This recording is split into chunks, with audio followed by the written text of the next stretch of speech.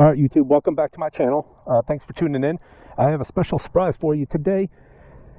This is a bike that I was seriously considering getting. This is the 2024 Street Triple RS from Triumph, and it is an amazing bike. And so this is not mine. This belongs to Yo Ken. Check out his channel. I'll leave a link in the description below. He's got a bunch of videos on this bike, but he's kind enough to let me ride it today and tell you a little bit about it. So let's talk about the main power plant here. 765cc triple engine, produces 128 horsepower at 12,000 rpm and 59 foot-pounds of torque at 99,000 or 9,500 rpm. Amazing engine, the Triumph Triple. We'll get to hear that in just a minute. This bike has the upside down fully adjustable Showa suspension, 41 millimeter forks. And then it's got the Ohlins fully adjustable shock in the back. He's got a Leo Vinci pipe on it. Again, we'll hear that in just a minute. It sounds amazing. It's got the 17-inch wheels with the 120 size in the front and 180 in the back.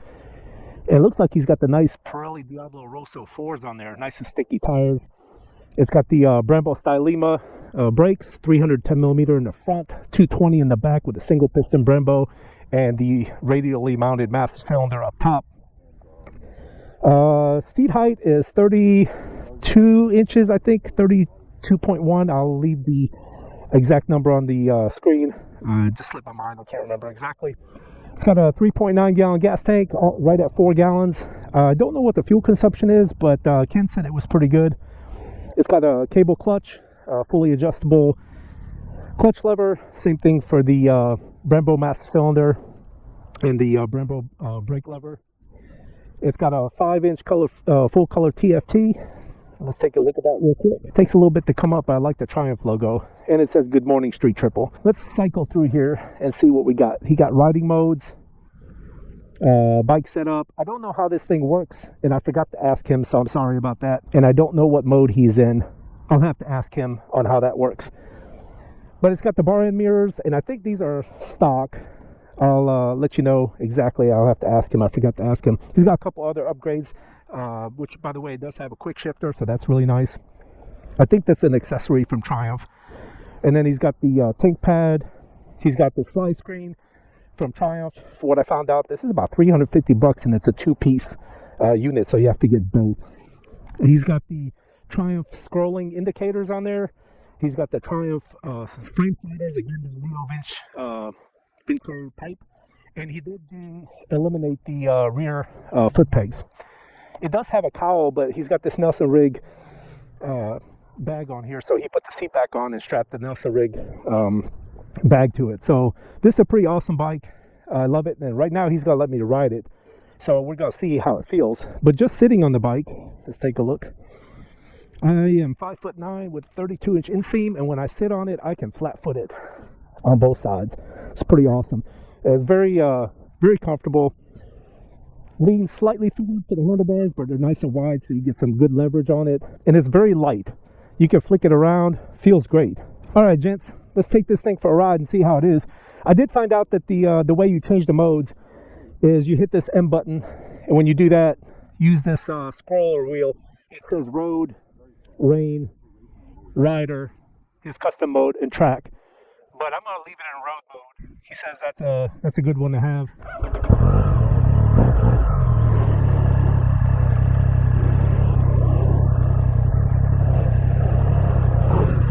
All right, so Ken is going to ride my bike, and I'm going to take this thing for a ride. Let's see how it feels. Right off the bat, the seat is very comfortable. Very, very comfortable.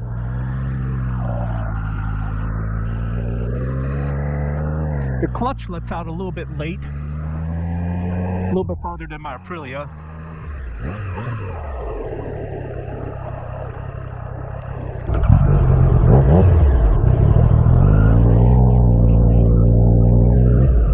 I like the leverage on this handlebar. I like my Aprilia. This thing has a good leverage and real good feel. Sitting very upright. My legs are not too high up on the foot peg, unlike the Aprilia. This thing is very, very comfortable. It feels a lot like my XSR 900 I used to have. Very amazing. Good feel. The brakes are nice and crisp.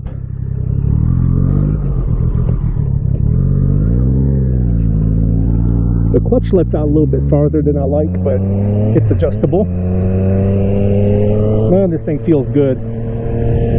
Very, very nimble, very flickable. The seat's comfortable. I could probably sit on this thing all day long. Good power.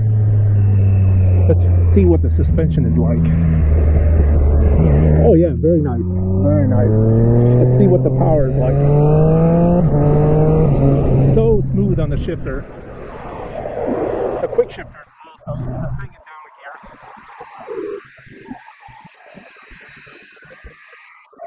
gear. So smooth, so smooth. It handles amazing.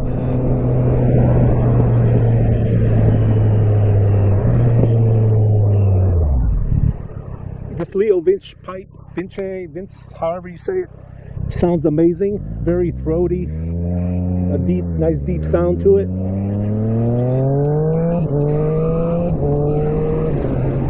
Oh yeah, love the sound of this bike. Very, I wouldn't say plush, but it's not stiff and rigid like my Aprilia. It feels a lot like the XSR and the MT-09, very similar. It brings back flashbacks of my XSR 900. The wind from this fly screen puts it right about here, about camera level, about chin level is where I start feeling the wind off of it. Now I can feel it on my shoulders. Obviously it's a fly screen, it's not a windscreen, but it does pretty good. It's very responsive. Very, very responsive. And I love the sound of this triple.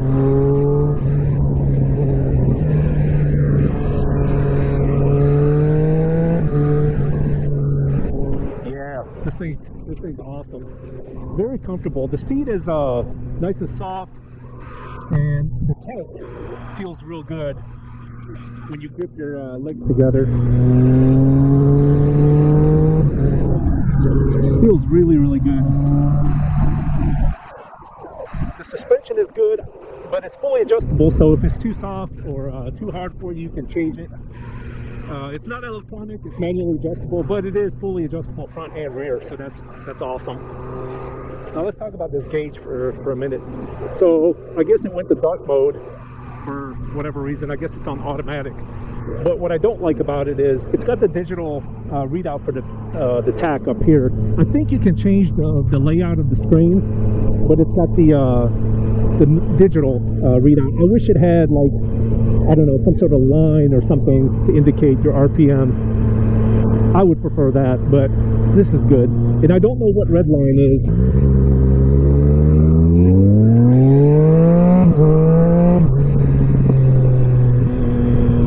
Very, very cool bike. I love the yellow. So this bike comes in at $12,795 for the silver model, and $250 more you can get the yellow or the red. If you've never seen the red, you got to see it in person. It doesn't look like it does on pictures. It is an amazing color. You have to see it in person. And the yellow, I would not be sad about it, to be honest with you. I would pick probably the red, then the yellow, then the silver, but the red being my favorite color. But this yellow pops, especially in the sunlight. It is amazing, amazing color.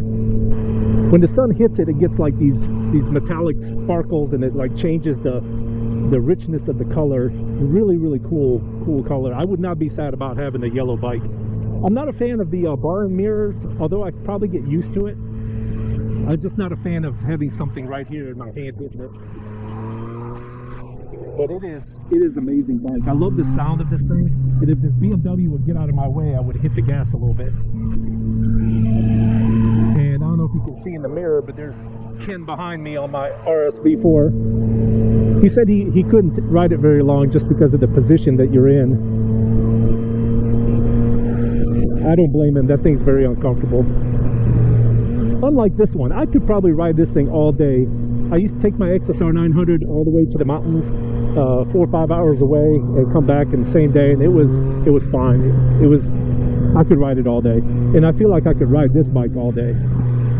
Amazing, amazing bike. I could totally ride this thing. I was never a fan of the bug-eyed headlights, but I think I've gotten used to it. And now this newer edition is a little bit more sleek and stylish. And with the fly screen,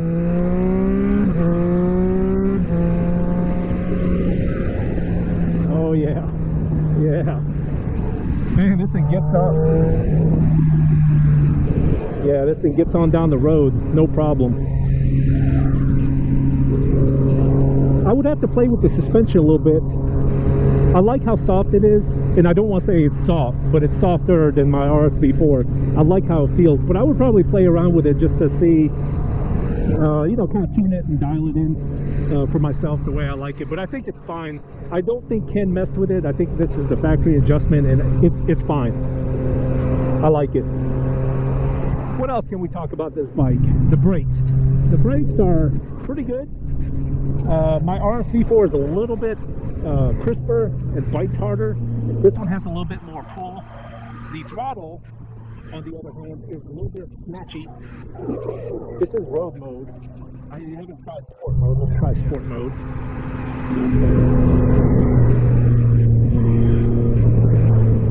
I think you have to be... Oh no, there it goes. Let's try sport mode.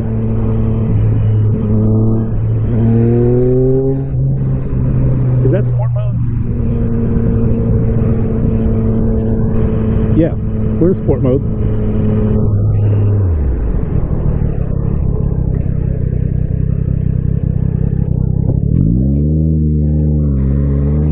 Alright, let's try sport mode. Oh yeah, yeah, much sportier. The throttle is a lot more snatchy, but it's good. Very, very responsive engine. I've always been a fan of the triples. They sound so good. So good.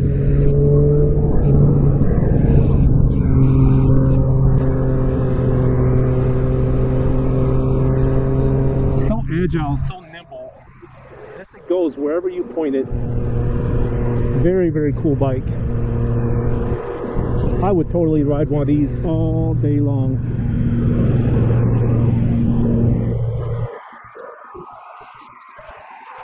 Yeah.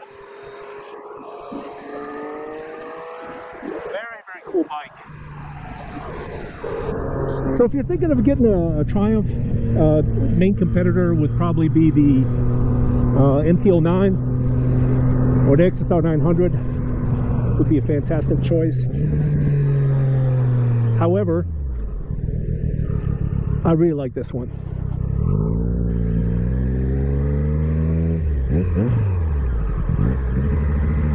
Awesome, awesome machine. Fantastic, fantastic. Sounds good, looks good. Just an all-around amazing machine. Beautiful, beautiful bike. And thank you so much for to Ken. Huge shout out to him for meeting up with me this morning and let me ride his Triumph Street Triple RS. Fantastic, beautiful machine. Check out his channel if you want to see more. But this is an amazing machine, and I would really love to have one. And so it might be on my list of bikes to get next up. But anyway, thank you to Ken. There he is talking about my RSV4. Check out his video. He's making one on my bike, so I can't wait to see that.